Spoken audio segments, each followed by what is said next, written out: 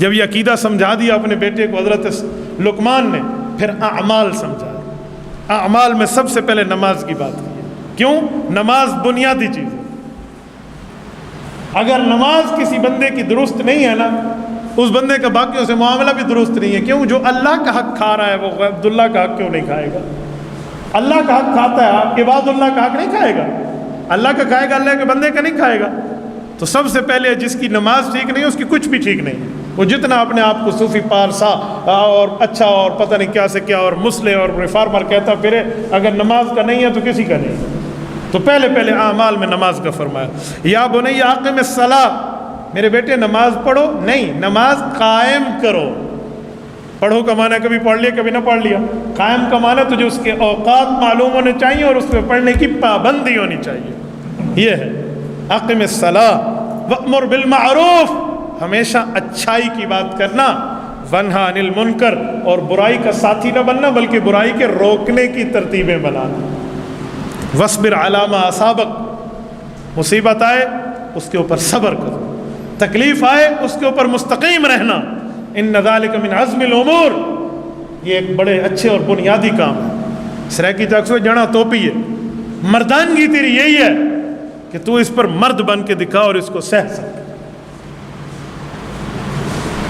وَلَا تُصَعِّرْ خَدَّكَ لِلنَّاسِ، یہ معاشرت سمجھائی جا رہی ہے، رہنا کیسے، اعمال پھر معاشرت، پہلے عقائد پھر اعمال پھر معاشرت اور حقوق۔ آخری دو آیات میں وَلَا تُصَعِّرْ خَدَّكَ لِلنَّاسِ، لوگوں کے سامنے اپنی گالوں کو یوں پھونک کر نہ رہنا کہ غصے کی حالت میں، لڑائی کی حالت میں، فساد کی حالت میں، نہیں، تیرے چہرے پر میٹھی مسکراہٹ ہونی چاہیے، کیونکہ دوسرے مسلمان کو ہنس کے ملنا بھی تو ایک صدقہ ہے نا۔ صدقے کا معنی یہ نہیں ہے کہ جیب سے والٹ نکالو اور 40-50 روپے کسی کو دے دو۔ صدقے کا معنی دوسرے کو ہنس کے ملنا، یہ پہلا صدقہ ہے۔ تو وَلَا تُصَعِّرْ خَدَّكَ لِلنَّاسِ، اپنے چہرے پر خوبصورتی اور سلامتی رکھنا۔ وَلَا تَمْشِ فِي الْأَرْضِ مَرَحًا، اکڑ کے نہ چلنا زمین میں۔ ان اللہ لا يحب كل مختال فخور، اللہ پاک ایسے بندے کو پسند نہیں کرتا جو اس طرح تکبر اور معاملات میں چلے۔ اسی مضمون کو ایک جگہ اور بیان کرتے ہوئے فرمایا انک لن تخرق الارض ولن تبلغ الجبال طولا، تو اکڑ کے کیوں چلتا ہے؟ کیا تو پہاڑوں کو پھاڑ سکتا ہے اور زمین کو اٹھا کے پٹک سکتا ہے؟ یہ تیری قدرت میں نہیں ہے۔ تیری قدرت تو یہ تو چلتے ہوئے ایک پاؤں اٹھائے تو دوسرا پاؤں اس وقت اٹھا نہیں سکتا، تجھے دوسرا پاؤں اٹھانے کے لیے پہلے کو زمین پہ ٹیکنا پڑتا ہے۔ تیری طاقت تو یہ، تو تکبر کس بنیاد پہ کر رہا؟ اور حقوق میں فرمایا وقصد فی مشیک وغضض من صوتک ان انکر الاصوات لصوت الحمیر، اپنی چال میں اپنی گفتگو میں میانہ روی رکھنا۔ جب چار بندوں میں چل رہے ہیں تو اس سپیڈ سے نہ چلو کہ پچھلے پیچھے رہ جائیں۔ اگر تو قائد، لیڈر، رئیس اور قوم کا وڈیرا بن کے چل رہا ہے تو تجھے اپنی قوم کے احساسات کا لحاظ ہونا چاہیے، اس ترتیب پہ چل۔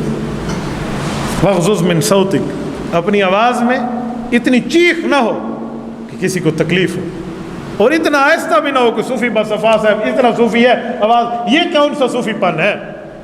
بعض لوگ اتنا آہستہ، بھائی اس طرح آہستہ، ہاں کوئی مجبور ہے، کوئی تکلیف میں ہے، پھر ٹھیک ہے۔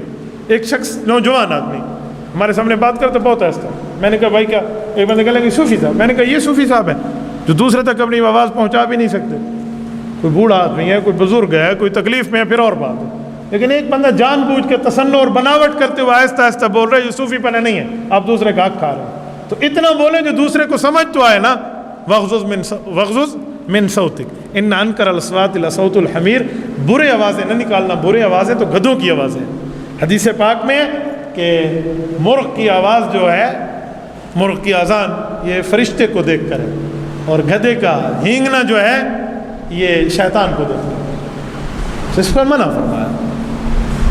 تو یہ اولاد کو والد تربیت دے رہا ہے۔ تبارك الذي نزل الفرقان على عبده ليكون للعالمين نذيرا